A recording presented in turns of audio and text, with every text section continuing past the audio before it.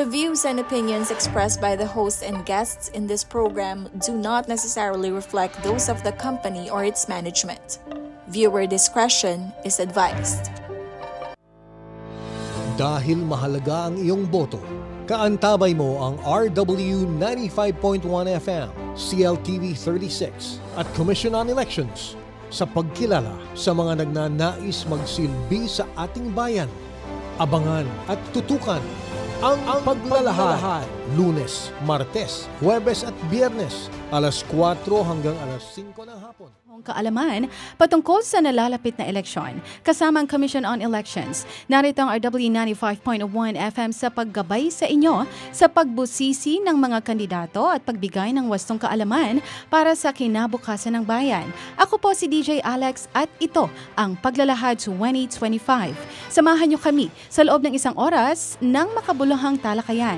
Sabayang mapapanood live ang inyong programa sa CLTV 36 at masusubaybayan din sa Facebook page ng Sunstar Pampanga, CLTV 36 at RW 95.1 FM. At syempre, hindi makukumpleto ang ating programa without my co-host, Head of CLTV 36 News, Justin Dizon. Magandang hapon sa iyo.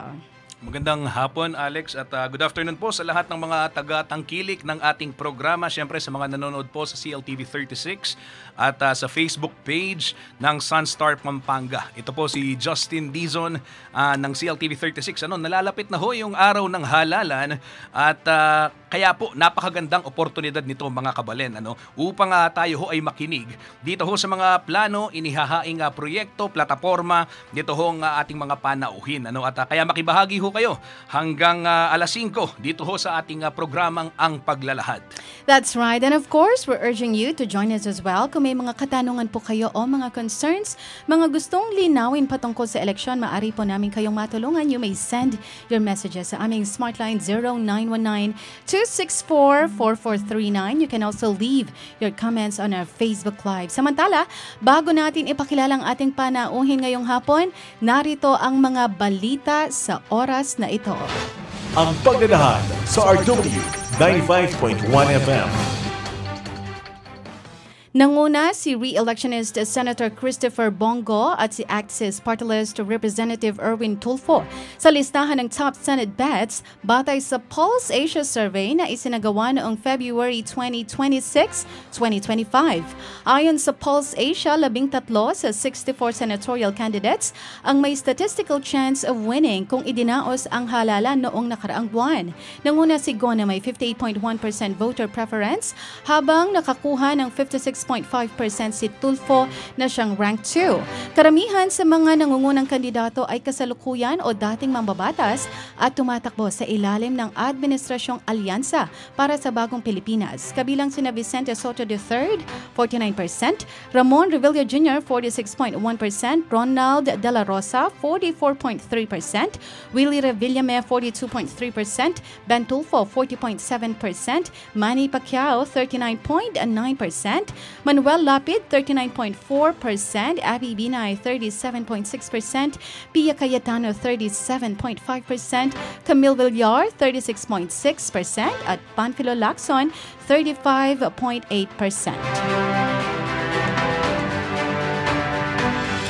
Samantala, mas maagang pagbibigay ng funding para sa 2028 elections, panawagan ni COMELEC Chair Garcia. Inirekomenda ni Commission on Elections sa COMELEC Chairman George Erwin Garcia na maagang ibigay ang kanilang funding bilang preparasyon sa 2028 elections.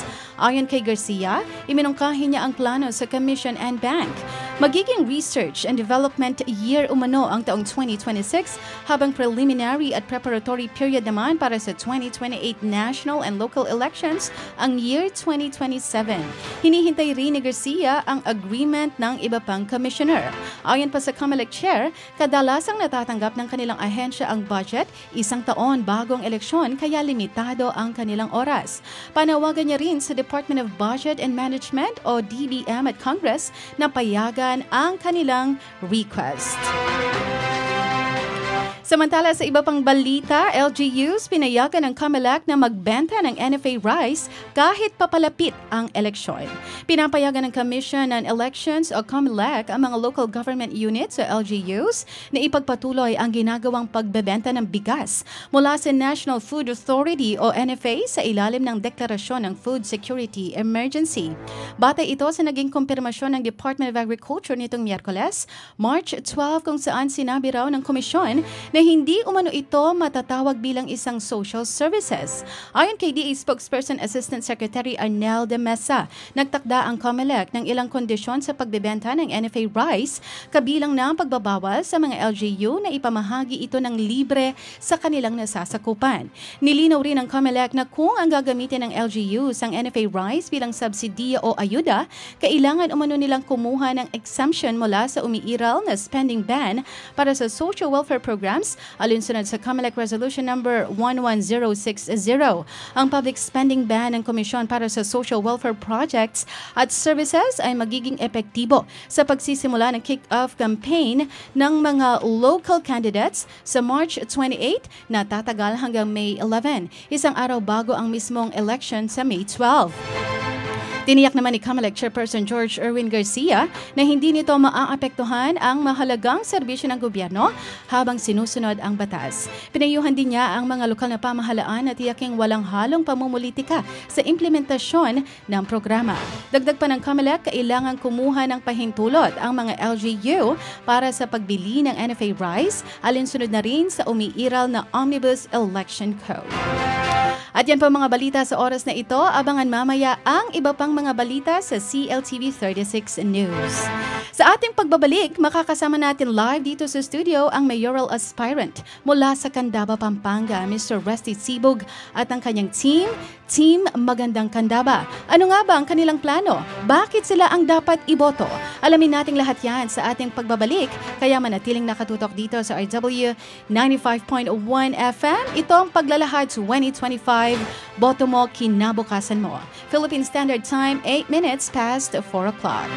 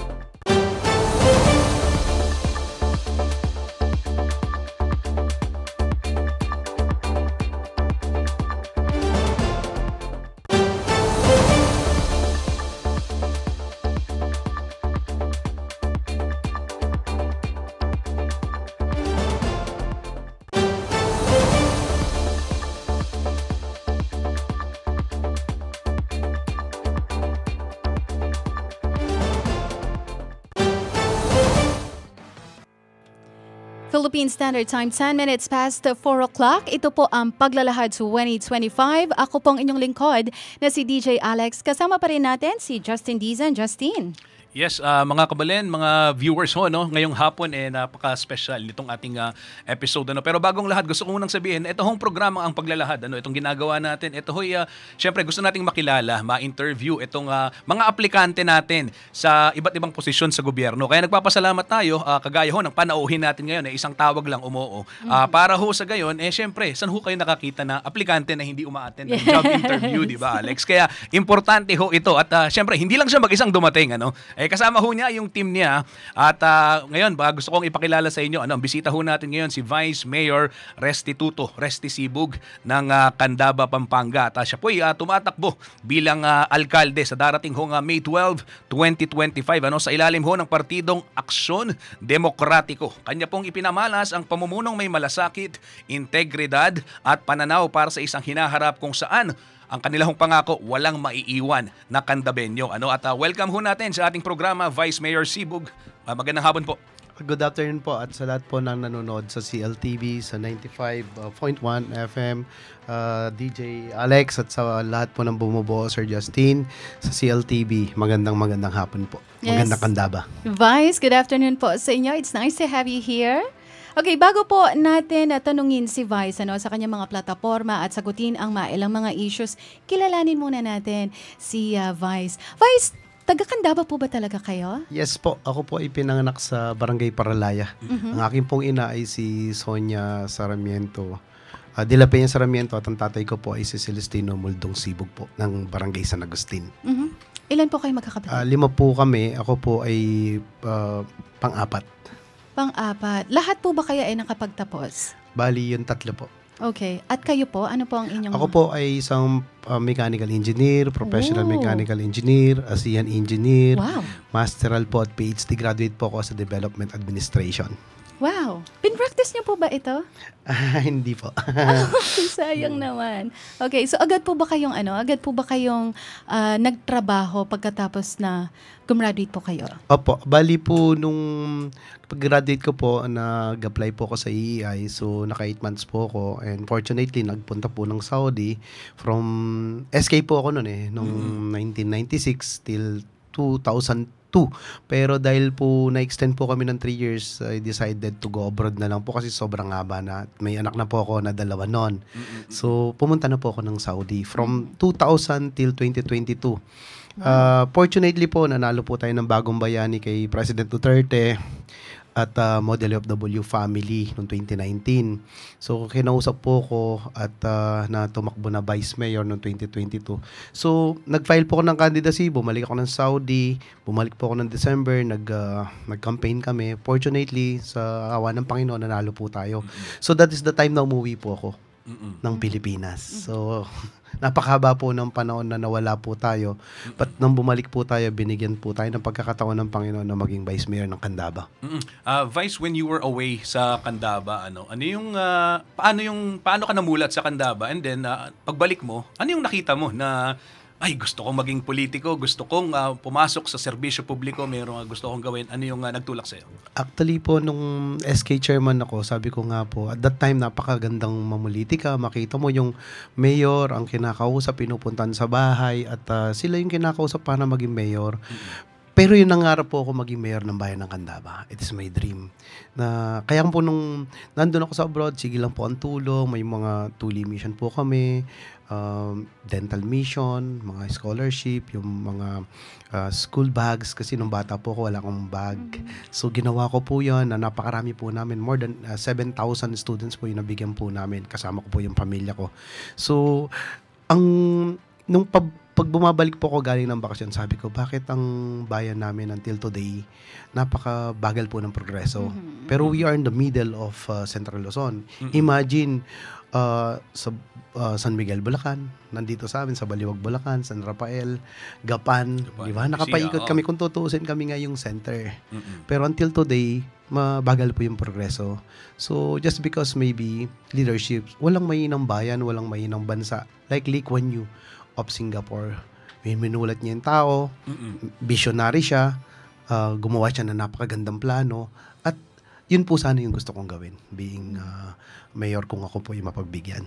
Vice, ano po yung naging trabaho nyo nung ibang bansa Nag-start kayo? po ako ng cost engineer, design engineer, Oh, hanggang okay. maging project engineer, site manager, project manager, assistant branch manager, hanggang director po ng isang German company. Okay. Talagang pinaghirapan nyo po yung position niya, Vice.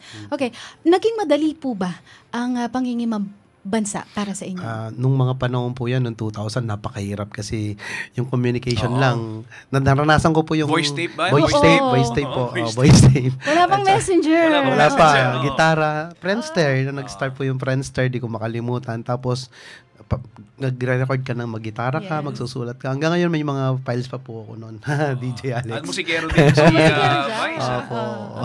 Oo, pero ito Vice, nabanggit mo kanina na isa dun sa mga naging programa mo, bags. Kasi nung bata ka, sabi mo wala kang bag. Tapos, kwento mo from sa project, talagang you work your way up, no? Paano naging ganito ang isang restesibog? Ano yung tinuro sa'yo ng mga magulang mo? Anong pagpapalaki meron sa'yo? Alam niyo po, nung 11 years old ako, si Kuya Sani Amorao, teacher ko yung tatay niya, sinama ako sa simbahan. Sinama niya ako maging sakristan. So, at that moment po, nabago ng buhay namin. The time na lumapit kami sa Panginoon, yun parati ko sinasabi, nung naging sakristan ako, nagserbisyo ako sa Panginoon, nabago lahat. So, talaga, kaya po, one of my favorite quote is, I can do all things through Christ who strengthens me. Yung Philippians 4:13. Na, yun po yung nagpabago sa buhay namin. From there, yung pagdinegosyo nila nanay, masenso na po. Hanggang, nung matapos nga din po ako. Kaya, I am very confident sa lahat po ng aking laban, kasama ko ang Panginoon. Vice, noong 1996, kayo naging SK chairperson ng Paralaya, Candaba. Tama po. Ano po yung mga mahalagang aral na inyong natutunan sa inyong panunungkulan? Alam niyo po yung isa sa pinakamagandang aral na akin natutunan. At that time, nagsisimula na rin ng corruption eh. Pero there one time na ino-opera ko doon lang sa isang simpleng yung pangalan na nandun ang pangalan. Sabi sa akin nung tao, Vice, ikaw na lang hindi bumibili. Ito, bibigyan kita ng 2,000. Pagawa mo na. Sabi ko, alam mo ba, kaya nga tinitrain ng mga SK para kami maging susunod na leader. Tapos ayan ka, kinukurap mo kami. Pakisabi mo sa kanila, sila na lang, ayoko yan. At that particular time, sabi ko nga, dapat may magbago talaga. Doon pa lang, nagsisimula ka pa lang, SK ka pa lang, kinukurap ka na. So yun po, ang sa akin, and until today, integrity and moral upright po talaga ang kailangan sa mga leader. Yun po ang tinatayuan ko until today. Opo. Vice, from SK, ang susunod na sabak mo na ay itong pagiging vice alkalde. And first term mo, ito, bilang vice mayor, ano ho yung masasabi ninyo, pwede yung ipagmalaki na resibo, ika nga, na kaya ko nang mag-mayor, naka 3 years ako, etong mga ginawa ko. So sa akin po talaga, ang isa sa talagang tinutukan ko, nakita ko health po ng tao. Sa amin kasi wala pa talagang hospital. So kung mapapansin nyo po, yung programa ko na Linaw Mata, and in fact, talagang Panginoon po, na-stroke po yung left eye ko nung July 6 ng pagkaupo ko pa lang. Nagtaka ako. At that time, si Dr. Paroli Jonathan, kinausap ko, sabi ko, Dok, baka naman pwede mong tulungan mga kababayan ko. O sige, sabi niya, linibre niya po lahat. So, nag-start po yung aming Linaw Mata. More than 3,000 patient. And after that po, ngayon po yung ginagawa natin, yung mga GL, coming from Kabayan Party List, at kay Bongo, Pia Cayetano, si Alan Peter Cayetano, si Bato, si Senator Lito Lapid, si Governor Lilia Pineda, si Governor Dennis, at yung mga iba pang mga GL namin na ginagamit. Napakarami po namin mga natutulungan. Yung putol ang paa, yung pong special wheelchair ko na nanggagaling pa sa Australia. So, ang dami po puro health. Ang nakita ko po, yan po ang tinutukan ko at napakagandang programa kasi po ang hirap magkasakit. At napakarami po kasing mahirap sa amin na kapag nagkasakit sila parang magugunaw ang mundo nila kasi hand to mouth lang ang mga tao. So kapag mayroon silang additional expenses, paano ng buhay nila? So yun po yung sa pinakamagandang masasabi ko nagawa ko po ngayon. Apo. Pero Vice, 'di ba ang alam natin ang tungkulin ng isang vice alkalde, legislation din bilang pinuno ng sanggunian, ano ho yung maipagmamalaki ninyo mga ordinansa di kaya na ginawa sa ilalim ho ng inyong termino bilang vice alkalde? Apo. Sa mga ordinansa po, napakarami po namin na ipasang ordinansa which is dito po sa bayan ng Candaba, lahat po ng ginagawa ng ating mayor na kasalungkuyan ay kami po yung nakasuporta. So nagawa po natin yan sa ating pamumuno at wala po tayo naging problema. In fact, kami po kahit hindi po kami magkakaalyansa, wala po kami naging problema na aking mga kasamahan. So at ang mga nagawa po namin, yun po yung mga ginagawa po ng aming LCE ngayon. Okay, Vice, kayo po itatakbo sa ilalim ng Partidong Aksyon Demokratiko. Ano po ang misyon ng inyong partido? Actually, it was established by Senator Raul Roco noong 1998 nung tumakbo po siya. Hope, progress, and change ang vision po ng aming founder na si Senator Raul Roco po. Opo. Vice, dito sa iyong pagtakbo, using itong vision ng Aksyon Demokratiko, ano yung mga nakikita mong kagyat na suliranin na kailangang solusyonan sa inyong bayan ho sa Candaba? So sa akin po, pag tayo po napagbigyan, ang unahin ko po talaga yung hospital. Tatapusin po natin yan at mag-create pa tayo ng another rural, tinatawag na super health center. We have 3 region po kasi sa Candaba. We have Kapampangan Region, Poblasyon, at saka yung Tagalog Region. So magkakaroon po tayo, tatapusin natin sa Poblasyon, yung infirmary, and finally magkakaroon po tayo ng super health center sa Kapampangan at sa Tagalog Region. And of course, safety. Meron po akong programa na gusto ko po talagang gawin, yung command center, 24 hours ka naka-monitor. Then pag may na-aksidente, dial 888. Pagka denial mo yan, automatic pupunta yung ambulansya kung saan pinakamalapit. Yung tinatawag na response time. In every barangay, dapat may response time ka. Example, may na-stroke. Kapag may na-stroke, dapat may gamot ka na bit-bit para may save mo yung buhay ng mga tao. Kasi nga wala po kaming mga hospital, so kailangan namin pag-isipan kung paano namin masave. Napakaraming mga ganyang instances. At saka mga aksidente, ganun din. Yung response time namin, kung paano namin mapagsilbihan ng mga tao sa bayan namin. And then, eventually, sa laki po kasi ng Candaba. Candaba is the second largest land area in the whole Pampanga. Second to Porac. So ngayon, sa haba po ng mga daan, kailangan din mailawan. Sa daming aksidente sa bayan namin, so ang gusto ko po, in my first 100 days, tapusin ko po lahat ng solar lighting sa buong Candaba. Okay, Vice, kasama pong maaapektuhan ang Candaba sa proposed flood control project sa San Simon na nakadugtong sa San Luis. Sumasang-ayon po ba kayo sa proyektong ito? Actually, pag pinag-aralan mo po, being mechanical engineer, napakaganda. Kung may mudat lang ang tao, sabi ko nga, the only constant in this world is change. Kung pwede, kasi tignan mo, throughout these years, ano nangyayari? Yung tubig dadaan lang, paglabas ng tubig na sayang. Whereas, kung gumawa ka ng simple, yung pinag-aaralan, it was studied already long time ago by Japanese consultants na i-stack lang naman siya. So magkakaroon pa tayo ng aquatourism, water tourism, kung ano pang ibig mong sabihin dyan. Napakaganda po niyan. So sa mga kababayan ko na nagdadalawang isip kung maganda pa to o hindi, pag-aralan nyo muna po bago natin kontrain.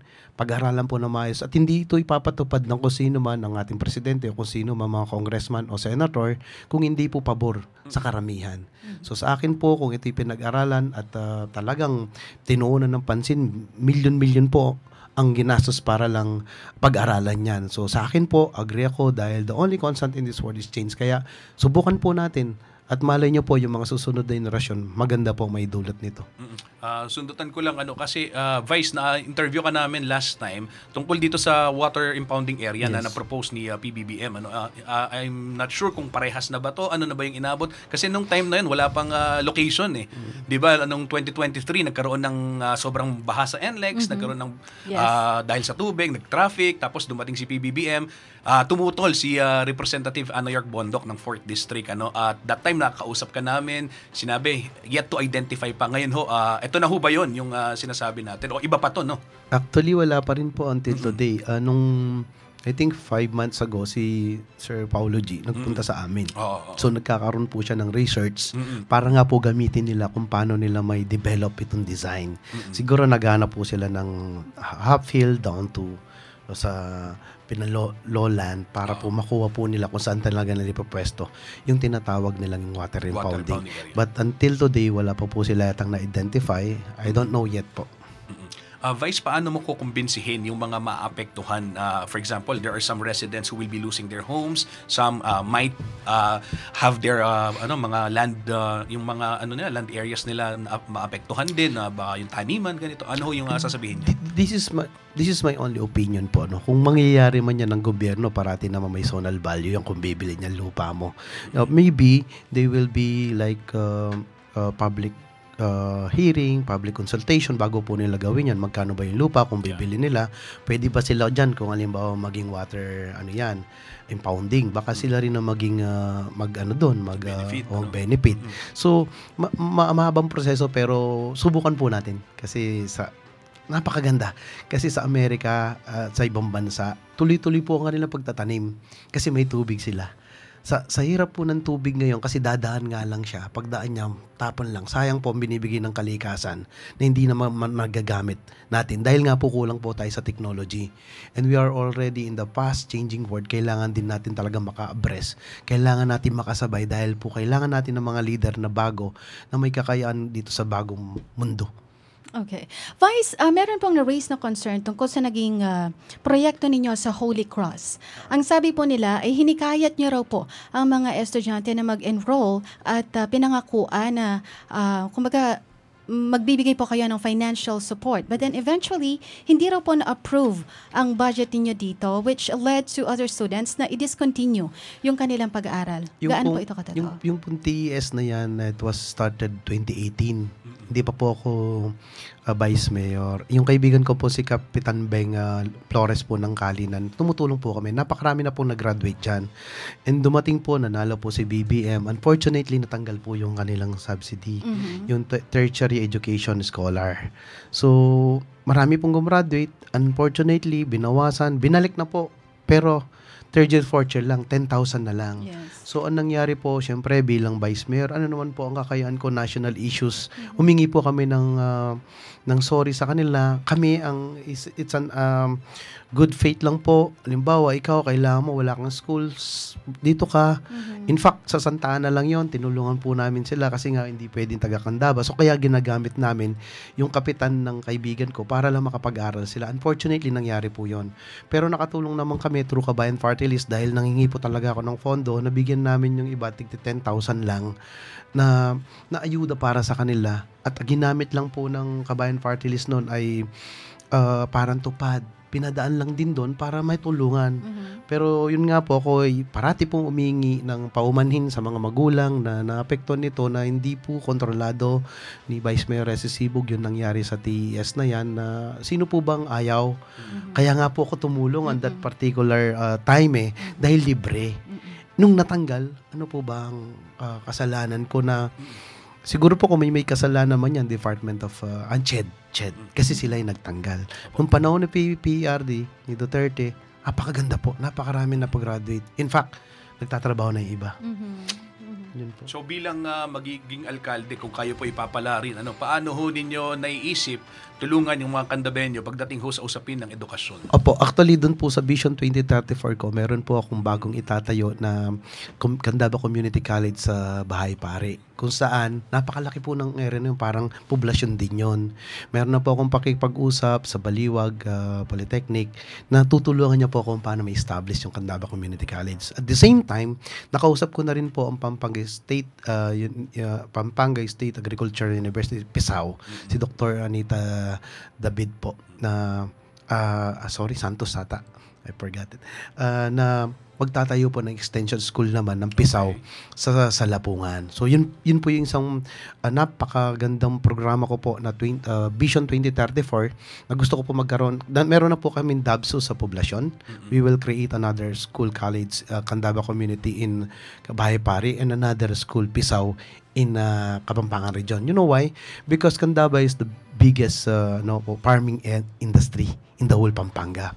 So it's very fitting na kami po yung magkaroon ng Pampanga State Agricultural University para may develop ng research and development ang mga katulad ng palay, kung ano pa mga gulay. Diyan natin i-develop kasi darating ang panahon, maybe 20 years from now, wala na pong bukirin. Kami na lang ang matitirang bukirin kasi kami po ang land. Dito magiging industrial, magiging commercial, lahat. Pero kami, stay po kami as agricultural. Vice, may mga nagrereklamo po tungkol sa mga truck. Naninira daw po ito ng daan at nakakagambala sa mga residente. May mga rumors po kasi na nakakatanggap daw po ba, kaya pinapayagan ng mga truck na dumaan dito. Actually, kahapon po, nag-privilege speech ako sa, sa session namin. Nagalit po dahil pag-upo namin, talagang yun po yung tinututukan ko. Unfortunately, until today, may dumadaan pa talaga. Overload truck. Kaya nga pinapakuha ko po. This coming Wednesday, meron po kaming session. So, nagpapakuha po ako ng ordinance sa panlalawigan. Kasi po ba di pa pinaputol po ng mga malalaki. Pero sa amin po nakakadaan. May mga video po. Napakaraming video clips na napadaan. Nagrereklamo po. Sabi nga po ni Councilor Cha, bakit ang dami nagrereklamo? Kasi nga sobrang overload. Ang problema nito, Sir Justin, DJ Alex, yung tulay namin, ang mga capacity is 15 tons and dumadaan 100 tons. Kung alam niyo po yung nasira sa Isabela, yun ang kinakatakutan ko. Once na masira po yung tulay namin na nagdudugtong ng Tagalog at poblasyon, saan kami dadaan? Iikot na naman po kami papunta sa Luis. Yun ang sinabi ko sa kanila. Kung hindi natin yan pipigilan, kailan pa? Hintayin pa ba nating masira? In fact, yung pong tulay namin ngayon bumaba ng mga 20 to 30 centimeter po. Dahil nga po sobrang overload ng mga dumadaan. Ako po mismo, dahil parati po nasa daan, kung nakapalo ko nga kay Vice Mayor sa Sibug, parati kong na-encounter ang mga aksidente at tumutulong ako. So, ako po may papangako ko once I become the mayor, talagang hindi ko po padadaanin ang mga overload truck sa aming bayan. Okay, atin pong narinig ang mangilan-ngilan sa mga impormasyon tungkol kay incumbent Candaba Vice Mayor Resty Sibog. Sa atin pong pagbabalik, alamin natin ang kanyang plano sakaling siya'y palarin sa Mayo 12. Manatiling nakatutok sa RW 95.1 FM. Ito ang Paglalahad 2025. Boto mo, kinabukasan mo. Ang Paglalahad sa RW.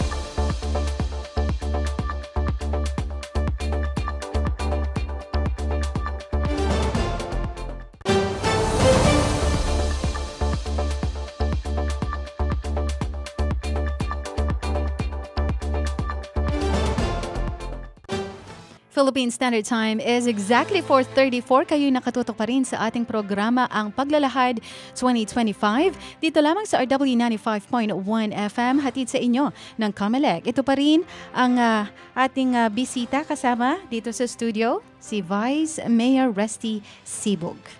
Ayun, syempre DJ Alex kanina napag-usapan natin Vice yung mga background yung kabataan, yung iyong mga naging proyekto. Ito may gusto kong itanong nung kayo tumakbong vice alcalde, ang inyong running mate po ay si Aniway Bailon. Ano hong nagtulak sa inyo para labanan siya ngayon sa darating na halalan?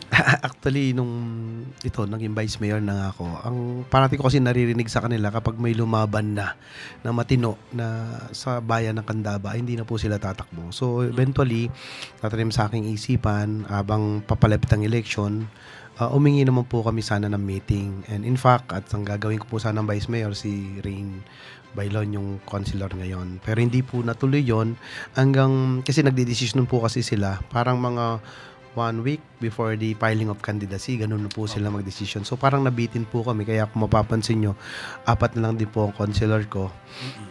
So hindi po nagkaroon ng coalition at sinabi nila, karapatan ko lumaban at karapatan ko bilang Pilipino lalaban. So, yun po yung ginawa ko. Kaya lumaban na rin po ako dahil marami na po akong nakausap.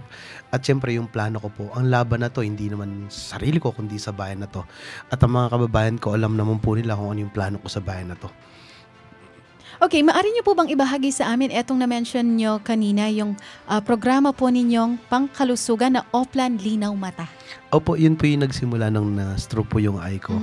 At mula po noon, bumili po ako ng mga L3. Sinusundo po namin sa lahat ng mga barangay. Libre po yan. So sa barangay, halimbawa sa barangay Tagulod, pinakamalayo, dadaling ko po dito sila sa Mount Carmel. Imagine mo, Mount Carmel pa po. So yun po, napakarami po namin yung mga cataract, libreng napakarami po nilang na gamot. So yun po yung ginagawa po namin, libre po lahat. How about sa mga sa mga maliliit na negosyante at mga local entrepreneurs? Ano po yung plano ninyo sa kanila? Yun po, yung plano ko po is yun nga po, yung pinakauna po sa amin, ibalik ko po yung festival. Kasi napakahirap po talagang makapag-create ng negosyo sa Candaba. Wala po kaming industry So paano ka makakapag-create? Like Dubai, like Singapore, kung saan po ako, siyempre 22 years po ako sa abroad, nakita ko kung paano i-develop. And even Saudi Arabia, they have the biggest oil reserve in the world. Pero bakit sila pumupunta sa tourism? Kasi there is money in tourism. To create economy, kailangan magkaroon ka ng tao. Which is natanggal po nung 2013. Nung panahon ni Mayor Jerry Pilayo, napaka-vibrant na ng Candaba. Yes. Kilal Ibon Yes. Every Festival. Biglang tinanggal. Nag-mayor si itong incumbent, tapos nag-mayor si Bailon, hindi rin binalik. But in my case, yun ang panawagan ko, ibabalik ko para maging vibrant ulit. Hindi lang yan, pinak-festival, isi-showcase ko lahat ng mga produkto sa Candaba during siguro mga maybe November or February, magkakaroon pa ako ng Carabao. Napakagandang industry niyan. Carabao. Mag-create ako ng Carabao racetrack. Sikat yan. So, pag marami kang nagkakarera ang Carabao, mas turista darating. Ganon din, pag lumaki ang tubig, ma-maximize ko na rin ang tubig. Magpapakarera rin ako ng mga bangka na katulad ng ginagawa sa Makabebe. So, kung ano yung darating na ibibigay ng Panginoon, iti-take advantage ko yan. So, kung ano yung ibigay ng Panginoon, alam ko, yan parang sa yung blessing eh. Pag-isipan mo na lang, mag-innovate ka na lang, gamitin mo kung ano yung binibigay ng Panginoon, gawin mong opportunity. Yun po yung gagawin natin. Sige po. Sige po. So, yung tungkol doon sa mga industries ngayon, syempre, one of my way para matulungan ko din sila, I have a Vision 2034. I will magpo-purchase po ako ng mga lupa and I will create industrial park. One day, maliit lang, pero at least we will ask the investor to, pag na-create ko na po yan, like example, we'll start on 20 hectares. The 20 hectares will develop an industrial park. Siyempre, pag nagkaroon ka ng mga industry, magkakaroon na ngayon ng negosyo ang mga maliliit naming mga kababayan. And one more thing, para magkaroon din kami ng industry, gusto ko po magkaroon ng Candaba People's Park. Sa loob ng People's Park, maybe I'll buy first 5 hectares, 10 hectares, up to 20 hectares. Sa loob ng park, magkakaroon po tayo ngayon ng mga sports complex, mga ganon. Tapos dito, mayroon kang parang mga stall, tapos dito may parking. So pag pumasok ka dyan, kompleto na lahat. So magkakaroon kayo ng panibagong industries. Yung park mo na yan sa loob ng park. Di ba meron dyan food park na pagkahaba? Yes. Yes. Yung, napakaganda nun. Kailangan nga lang talaga, bigyan mo sila ng pwesto kasi nasa daan sila. So yun po yung naisip ko. Kaya nga po, pagka tayo na naupo, bibili tayo ng lupa, doon natin sila ngayon ipapasok. Doon na, para hindi na doon sila sa daan.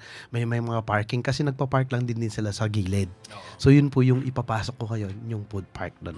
Vice, kanina na-mention mo na yung Candaba, malaki yung lupa, gaya nga ng binabanggit mo. At kung darating yung panahon na mawawala yung mga bukirin, kayo mananatili ho kayong agrikultura, yung primaryang industriya. Ano ho yung mga programa ninyo para matulungan ito hong mga magsasaka? Lalo na considering na yung panahon ho ngayon talaga nakakasira ng pananim, sobrang init, andyan niya yung biglang lalakas yung ulan. So So paano ho mapoprotektahan ng isang Restisibug itong interes ng mga manggagawa sa sektor ng agrikultura? Alam niyo po, napakaganda niyan. Kasi dahil po farmers ako ang tatay ko until today, kami po ang problema namin talaga, yung mga equipment. So, pag tayo po ang pinalad, ang gagawin po natin, sabi ko nga, ang plano ko po ay bumili ng immediately 3 bako, dozer, mini dump truck. Ayusin ko po lahat ng mga patubig, lahat po ng mga dinadaanan para may develop. Like in Vietnam. Dati Vietnam, tinuturuan natin. Ngayon, tayo na nangongopya. Kaya nga, gusto ko talaga magkaroon ng mga school para yung research and development. But sa akin po, talagang una sa lahat, bumili muna ng mga equipment kasi po so far, wala po talaga kaming kababago lang po nung nabili namin bako. Gusto ko mas marami kasi sa 3 region magkakaroon po ako in every region meron po akong kanya-kanyang designated na 3 kagad dyan nakaset. 2 mini dump truck, bako, bulldozer, at saka nandun na yung grader na para maayos ang mga daan. Tapos ang problema namin, yung tubig sa hindi na hukay, hindi na dreads. Kaya kung magtanim sila minsan sa isang pagtatanim pa lang, season, wala na silang tubig. Kasi hindi na nahuhukay. For a very, very long time, kung ano yung ginagamit, ganun pa rin. Para naman mahuhukay ng mga farmers, sila gagastos. Kaya tapos magkano na lang ngayon? Actually, umiiyak sa akin ng mga farmers. Ang bilihan ng palay, 14, 15. Tapos pag sa NFA, 24. Kaya maybe next week pupunta po ako sa NFA at makikiusap. Sabagay, makikiusap na po ako sa NFA. Yun. Sana tulungan niyo po yung mga kababayan namin. Napakahirap magtanim, napakamahal ng inputs. Pag ang output mo, 14, parang ayaw mo na. Ibenta mo na lang ang lupa mo. So, sino na magtatanim? Sinong tutulong sa mga kababayan natin farmers kung walang intervention ng ating gobyerno? So, ang akin po, sana po sa NFA, tulungan po natin. No? Kaya mismong LGU sanang mamili. Pag tayo po, gagawin po natin, kung talagang sobrang baba, LGU ang bumili, stock muna, tulungan natin po ang ating mga kababayan. Pag-iisipan po natin yan, may mga plano tayo para sa mga susunod na panahon, may establish po natin at magkaroon ng magandang kita ang ating mga farmers. At di mo naman sila mawalan ng gana. At kaya ang mga bata, ayaw po nila maging farmers kasi dahil nga po napipil nila na sobrang baba ng kita. Wag po kayong mag-alala. Yung Vision 2034 ko, magandang kandaba po ang idudulot ko. Even yung patubig po, iko-concrete natin yan. Solar water po, marami na po. Parating na po, wag po kayong mag-alala sa mga farmers. Eventually po, lahat po ng patubig sa kandaba ay solar na. At yung concreting po, gagawin po natin yan in our administration kung pala rin po. Okay, Vice. Bakit hindi po natuloy ang Peace Covenant signing sa Candaba noong March 7 at anong masasabi niyo rito? Bukas po matutuloy na. Actually, sa miscommunication at hindi ko po masisisi yung PNP tsaka COMELEC kasi nagdatingan po yung tao po ng mga taga ibang dalawa po. So kami po 30 lang. Parang kami po sinunod po namin yung talagang sabi nila pamilya lang. So yung iba naman po kiniklaim nila hindi po nila nabasa. Yung isa naman sabi po nila na hindi naman daw po sila marami. Natakot po yung mga pulis. Kasi nga wala po din po yung COP, yung deputy lang. Kung magkagulo nga naman. So, sa kanila po naintindihan ko na baka po magkaroon ng problema. Kaya nga Peace Covenant tapos nagkaroon ng problema. Kaya po, inano lang po, reschedule. So, bukas po ng 2:00. So, kung mag-alala nga mga kababayan, bukas po yung covenant namin. So, wala naman po masyadong issue yan dahil ano lang naman yun. Parang iniiwasan lang po ang magkaroon ng problema. Pero kumusta ho ang relasyon ninyo kay sa mayor at sa mga iba pang iyong makakatunggali ho sa halalan? Okay naman po kami. Sabi ko nga sa Candaba, pag nagkita po kami, nagmamano po ako dun sa dalawa kay Apo Niway, kay Mayor Maglangke. Pag nakita ko at nakikipagyakapan po ako sa kanila. Sabi ko nga parang basketball lang yan. Kung sinong manalo, shake hands natin. Ganun po kami dun sa Candaba. Wala pong, kung meron minsan po siguro, nagkakainitan po sila sa mga salita. Normal po yan sa election na meron po sigurong batuan minsan ng mga problema, issues. Pero sa akin po, pag totoo ang issues, okay lang, nasabihin mo, totoo naman pero kung di po totoo, paninira yan. So okay lang po yan kasi pumasok ka sa politika dapat hindi ka po balat sibuyas. Okay. Medyo mainit-init ang pinag-uusapan natin dito. Bibitinin ko muna kayo. Magbabalik po ang ating programa, ang Paglalahad 2025. Philippine Standard Time is 5:44. Ang Paglalahad.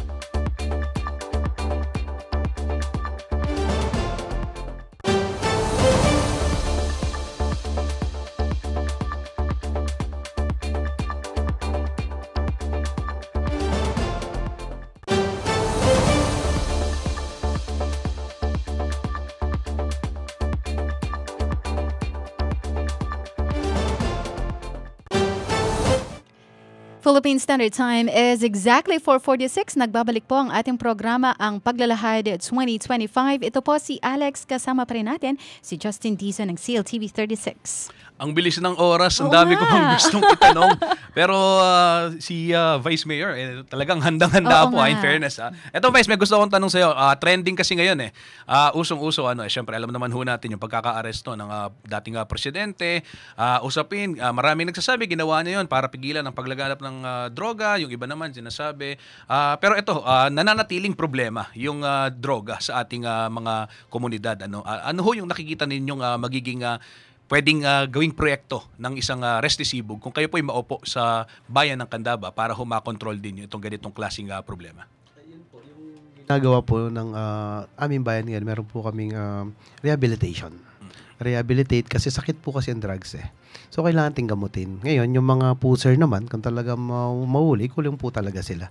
So sa akin talagang rehabilitation. Kaya mga biktima lang po sila ng mga puser, mga drug lord. So, lumalaganap ang drugs. So, talagang paigpitin. Yun nga po, yung sa akin command center, nandun po makikita mo yung dealings nila. So, once na nagawa ko na po yung 24 hours na command center at mga ilaw, makokontrol ko po yan. So, I'm not worried about that dahil pag ako po naging mayor, magiging drug-free ang Candaba. Okay, ready na po ba kayo? Dadako na tayo Hindi po. sa ating sa ating for or against. Okay, Vice? Kailangan niyo lamang pong isagot kung for or against kayo, kung sang-ayon or hindi kayo sang-ayon. Okay, and let's begin. Pag-aresto kay dating Pangulong Rodrigo Duterte ng International Criminal Court, are you for or against? Against po. Pagpapatuloy ng kasalukuyang administrasyon sa kampanya laban sa iligal na droga sa parehong paraan na isinagawa ng nakaraang administrasyon. For or against? For. Pagreporma sa sistema ng edukasyon upang mapabuti ang kalidad nito. For. Pagtatayo ng dike para sa flood control project sa San Simon. For. Pagbabawas ng edad sa criminal liability sa Pilipinas. For po. Patuloy na pagsasagawa ng confidential at intelligence funds ng ilang ahensya ng gobyerno. Against po ako. Pagre-regulate ng social media upang maiwasan ang fake news. For. Pagsasabatas muli ng death penalty sa Pilipinas. For po ako. Proteksyon para sa media at mga mamamahayag. For po. Paglalaan ng mas malaking pondo para sa libreng healthcare services sa Candaba. For po. Pagpaparami ng health centers at ospital sa inyong bayan. For po. Okay, pagbibigay ng mas malaking papel sa kabataan sa lokal na pamahalaan. For po. At pagdagdag ng pampublikong transportasyon sa mga liblib na lugar. For po tayo dyan. Okay. Alright, next. Dito naman tayo sa ating fast talk. Okay, Vice Mayor, simple lamang ito. Magtatanong kami. Sagutin niyo po ito ng mabilisan lang. Pipili kayo sa dalawa, okay? Sige po. Alright. Top or bottom? Top na lang po. Okay. Night sessions or early morning briefings? Early morning. Slow and steady or fast but risky? Slow and steady. Private meeting or full public disclosure? Full public disclosure. Sa steak, rare or well done? Well done. Okay, eto slow or rough? Slow na lang po. Slow na.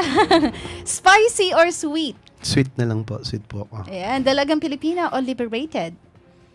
Again pa? Dalagang Pilipina o mas bet nyo po ang liberated? Pilipina po. Dalagang Pilipina. Alright. Okay, Justin, may gusto ka pa bang itanong? Nagulat ako dun sa una mong tanong. Wala naman dito. Tingnan nyo, wala ako dito yon. Joke lang. Hindi ho, ito. Pinalitan ko lahat. Hindi, siguro puntahan na natin yung huling Sige. tanong. Vice, ito, meron na matinding tanong ito. Bakit ho kayo ang dapat iboto ng mga kabalen natin dyan sa bayan ho ng Candaba sa darating na Mayo 12? Sir Justin, siguro po it's high time na talaga magkaroon po ng bagong leadership sa Candaba. Sabi ko nga po, sa 22 years kong pag-alis sa bayan namin, ang mga ibang bansa, ang ibang bayan, o sa buong Pilipinas, pumupunta na sila sa buwan. Kami sa bayan, daan pa lang wala na. Imagine mo, kapag nanood ka sa aking video, makikita mo, ni Ultimong Daan, alam mo, may mga lugar pa sa amin na kapag nagkasakit ka, binubuhat ka lang. para lang dalin sa labas. Hanggang yung walang daan. Pag pumunta ka sa mga pinupuntahan ko, maawa ka. Ngayon tanong mo sa akin kung dapat bang palitan ng liderato sa Candaba. Dapat po. Kahit hindi po ako, basta mabago lang. Ang ibig ko sabihin, this is the high time na para magkaroon ng bagong leadership. At sabi ko nga, sa aking pamumuno at sa aking Vision 2034, kung may oras lang po ako, ipipresent ko sa inyo sana. Pero one day, sa panahon ng eleksyon, makikita po ng ating mga Candabeños yung tinatawag kong Vision 2034. Saan patungo ang bayan ng Candaba? Gusto ko po, wala na pong mga tao na dadaan sa putikan. Magkakaroon sila ng healthcare na talagang masasandalan, na libre, na pagpunta nila kahit sila'y mahirap, lalo na yung pinakamahirap, kilala naman natin ng mga tao sa Candaba kung sino sila. Kung talagang sobrang nang wala sila, wag na natin pabayaran. So sa akin po, mga school, mga equipment sa ating agrikultura, at lahat po ng mga pangangailangan na kailangan ng ating mga kababayan ay aking tutugunan. Mapagbigyan lamang po ako, sabi ko nga, kung hindi natin susubukan, hindi natin malalaman. At sa amin po, pakiusa po sa aking mga kababayan, parati ko namang sinasabi sa inyo na si Resty Sibug, wala pong may pamimigay na pera sa panahon ng halalan, at ang parating ko pong sinasabi na kung hindi po natin babaguhin ang sistema ng ating pagboto, wala pong magbabago. Paulit-ulit po yung cycle of poverty. Kung mabigyan po kayo, huwag na po kayong mag-expect ng panibagong pamamahala. Pero sabi ko nga po, subukan nyo ang isang Resty Sibug na totoong magsiservisyo sa inyo. At kung ako po'y mapagbigyan, ang buong puso ay aking aalay sa aking bayan. Nakita naman po nila ang difference ng aking campaign. Ako po ang pumupunta sa inyo upang humingi ng tulong, at ako po hindi nagpapatawag. Gusto ko pong maramdaman ng bawat Candabeño na mahal ko po sila at pinupuntahan ko para maramdaman ko kung ano ang kanilang nararamdaman. Inahalimbawa ko nga po, sa lahat ng aking pununtahan, tinutulay ko lang po ang isang kawayan. Imagine nyo hanggang ngayon sa panahon na to, may mga ganyang pang sitwasyon. Sa ibang bansa, sabi ko nga, pumupunta lang sila sa langit. Umahakit na sila sa buwan, pero sa aming bayan, daan pa lang, wala na po sila. So, sana po, sa aking mga kababayan, imulat po natin ang ating mga mata. Parating na po ang pagbabago, bagong leadership po ang kailangan sa bayan ng Candaba upang magkaroon ng pagbabago. Maraming salamat po sa inyong oras, Vice Mayor Resty Sibug at Team Magandang Candaba. Bago po tayo tuluyang magtapos sa ating programa, ipakilala po natin ang Team Magandang Candaba. Ay, hello. Nandito po pala ang aking mga kasamahan. Nandito po ang aking pong running mate na Vice Mayor Dali Santiago. At para po makapagbigay ng konting mensahe sa inyo. Vice. Okay. Magandang Candaba po sa lahat po, lalo na sa aming bayan, sa lahat po ng Candabeño. Nandito po ang inyong lingkod, aspirant Vice Mayor Dali Santiago, kasama ng aking running mate na Mayor Resty Sibug. Kami po, sa lahat po ng nailahad ng aking mayor, sana po ay kami ay bigyan nyo ng pagkakataon para maisakutuparan lahat ng pangarap namin. Asahan nyo po bilang kapartner ng aking aspirant Mayor Resty Sibug, ang aking pagtulong at pagsuporta sa kanyang adhikain. Kung siya'y magiging ama ng bayan ng Candaba, asahan niyo po, ako po'y tatayo bilang isang ina ng ating bayan ng Candaba. Sa lahat po ng Candabeño, maraming salamat po. Pag nagkataon, itong pinakamagandang Vice Mayor na nakita ko. Thank you so Pinapansin much. ko nga yung mga earrings Ang ni Ma'am. astig, no? Oo, gusto ko yung get up ni Ma'am. Oo, pati yung undercut niya, astig lang. Para maiba naman po. Yes. Para Yes, tama. Cool. Yes. lahat ng aspeto ma-reach natin Yes. bilang isang anak, ina, tita, at lola na din. Oo. Mabago naman natin yung ating gawain. Oh, yes. Po. Diba? Okay. How about the others? Nandito po ang ating, actually apo po siya ng dating former Mayor Ben Gatus. Siya po si Bien Gatus Lorenzo. Hi, good afternoon po. Bien Gatus Lorenzo po, aspiring municipal councilor po ng bayan ng Candaba. Kaagapay po ni Mayor Resty Sibug po at Vice Mayor Dali Santiago sana po sa pagpapaunlad po lalo ng bayan ng Candaba and pagpasasaayos po ng kailangang maayos at pagpapanatili po ng kaayusan sa bayan po ng Candaba. Thank you po. Salamat po. At nandito naman po si Angel Salvador. Actually, pamangkin po siya ng dating board member at tumakbong congressman na si Tony Salvador. Anak ng tunay, may pekarine. Ayan po. Hello po, good afternoon po sa inyong lahat. Muli po, Angel Salvador po. Anak po ng Barangay Talang at kasalukuyan pong nasa Barangay Paralaya. Sana po ay suportahan po ninyo ang magandang Candaba team. Ayun po, maraming salamat po sa inyo. Thank you. Nandito naman po ang Yaya D na yaya po ng Candaba pagdating po sa healthcare at pagtulong sa mga mahirap. Gisingin nyo lang po siya kahit anong oras na po siya. Rick Puno Sebastian. Talaga yan, Automatic po ang Gisingin ko serbisyo. Rick Puno Sebastian, dating kagawad ng Salapungan.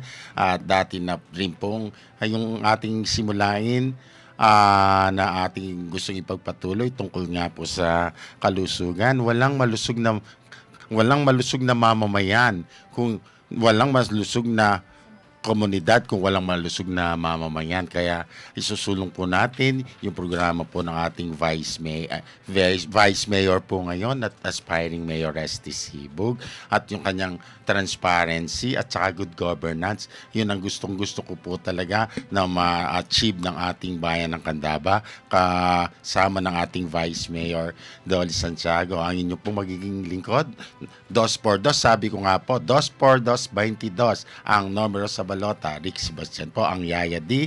Ang karakter ng isang yaya ay tagapag-alaga ng matanda, ng bata, lalo na ng may sakit, di mas lalo na po ng mamamayan ng Candaba. Maraming salamat po sa ating Mayor Esty Sibug na nagtiwala sa atin at sa kanyang running mate, Dolly Santiago, at sa aking mga kasamahan. Good afternoon po sa inyong lahat. Kay DJ Alex at kay Justin Dizon po. Maraming pong salamat sa inyong pagpapaunlak dito sa inyong himpilan. Thank you po. At hindi po ang kaisa-isang Doc po. Doc Jason Cruz na taga Tulong Ilog po. Doc. Isang mapagpalang araw po sa ating lahat. Mahal kong Candaba. Ako po si Konsehal Jason De La Rosa Cruz na tumatakbo po bilang konsehal ng bayan sa pangunguna po ng ating Mayor Esty Sibug at buong team Magandang Candaba. Mahal kong Candaba, pinapangako ko po na hindi niyo po pagsisisihan ang pagtulong at suporta niyo po kay Jason De La Rosa Cruz. At sisiguraduhin ko po na uunlad at lalo pong gaganda ang ating bayan. Siyempre po kasama ng aking team Magandang Candaba. At lagi po nating isipin mga kababayan, magsuri po tayo kung sino po ang nararapat na ating pong hilalal, lalo po sa Sangguniang Bayan, sapagkat ito po ay hindi po pageant na ginagawa po sa kasalukuyan. Magsuri po kayo kung nakikita nyo po sa amin na kami po ay karapat-dapat din naman. At yung iba ay parang naglalaro lamang at gusto lang po ang sumikat at magkaroon po ng titulo. Kami po hindi ganun. Patutunayan ko po yan sa inyo. Sa kasalukuyan, nagbibigay po kami ng libreng anti-rabies shot sa Candaba sa pamumuno po siyempre sa pagbibigay tulong po ng ating Mayor Esty Sibug. Mga kababayan, kayo na po ang bahala, kayo na po ang humusga kung sino po ang tunay na nagmamahal sa ating bayan. Lagi po kayong mag-iingat at lagi po namin sinasabi sa inyo, Magandang Candaba, God first. Thank you po. Thank you. At yun po. At lahat po, maraming salamat po sa inyong lahat, Sir Justin, Yes po. Sir Ma'am DJ. Last na lang po. Sa amin po, sa buong grupo ko po, yung transparency and accountability. Yung parati pong sinasabi na yung mga kasamahan, yung live session. Gustong-gusto ko po sana talagang sa buong session po, sana po ang pinababanggit ko po parati sa kanila na ang transparency and accountability. Talaga yung reporting ng bawat sentimo kung saan mapupunta ang pera ng bayan. So yun po yung isang talagang gustong-gusto namin mangyari sa Candaba, na malalaman ng bawat Candabeño kung saan pupunta ang pera ng aming bayan. Opo. Okay, maraming salamat po Vice Mayor Resty Sibug at syempre sa team Magandang Kandaba. DJ Alex, magtatapos na yung ating programa. Medyo nabitin tayo pero I'm sure Siksik-liglig itong episode ngayon. Marami pang pagkakataon, makakapanayan pa natin sila. Okay, tandaan, ang pagboto ay hindi lang isang karapatan kundi isang tungkulin natin bilang mamamayan. Nakasalalay dito ang kinabukasan ng ating bansa at ng susunod na henerasyon ng Pilipino. Maging mapagmatsyag, maging matalino at higit sa lahat, ipakita natin ang tunay na diwa ng pagmamahal sa bayan ngayong eleksyon 2025. Ito po si Justin Dizon ng CLTV 36. At ako naman po si DJ Alex. Maraming salamat po sa inyong pakikinig at pagsuporta at sana ay patuloy nating ipaglaban ang isang mas maunlad at mas matatag na Pilipinas. Abangan mo din ating programa bukas, March 14, 2025, alas 4 hanggang alas 5 ng hapon dito sa RW 95.1 FM sa bayang mapapanood live sa CLTV 36 at masusubaybayan din sa Facebook page ng Sunstar Pampanga CLTV 36 at RW 95.1 FM. Ito po ang Paglalahad 2025.